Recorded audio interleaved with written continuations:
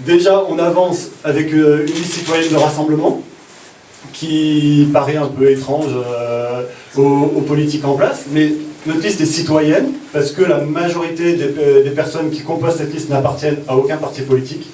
Aujourd'hui, on présente donc les 10 premiers de la liste. Sur les 10 premiers, il y en a 8 qui ne sont adhérents d'aucun parti politique. Et une liste de rassemblement, parce qu'il y a différentes sensibilités au sein de cette liste. Il y a des personnes qui se sentent de droite, de gauche, du centre, écologistes, et des personnes qui ne se sentent d'aucune sensibilité particulière. Donc c'est important de souligner notre démarche qui correspond parfaitement à ce dont a besoin Valoris Golfe Juan. Nous le pensons vraiment. Donc nous avons été d'ailleurs soutenus par différents partis politiques, hein, vous l'avez vu, ça a fait couler beaucoup d'encre ces derniers jours.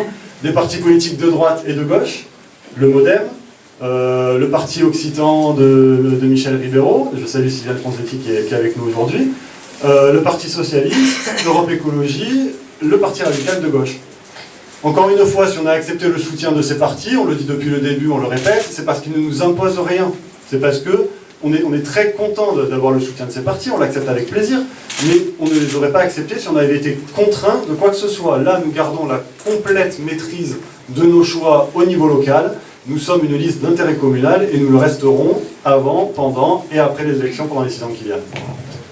La deuxième chose qui nous différencie, je vais dire par rapport aux autres candidatures, c'est notre combat contre la transparence, pour la transparence et contre la corruption, c'est bien dans ce sens-là. Myriam m'a rappelé que j'étais le premier signataire de la charte anticorps au niveau départemental et le seul sur la commune. Tous les membres de notre liste signeront notre charte gestion exemplaire que je vous invite à comparer aux chartes que les autres candidats portent à droite et à gauche. Un autre point qui nous différencie, je pense, c'est que nous on parle de fond. On parle de projets, on parle d'idées.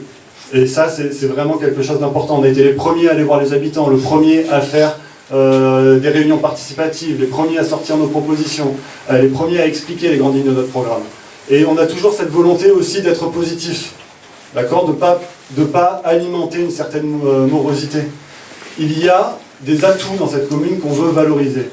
Il y a un moyen de redresser la commune. Bien sûr que ça va être difficile, bien sûr qu'on dit que ça va être difficile, mais on propose un chemin pour redresser cette commune, et c'est là-dessus qu'on a envie d'insister, c'est sur les aspects positifs. Et il y a une autre chose qui nous différencie des autres candidatures, c'est que nous ne tapons pas sur les autres candidats, nous ne critiquons pas les autres candidats, pour plusieurs raisons, déjà par principe.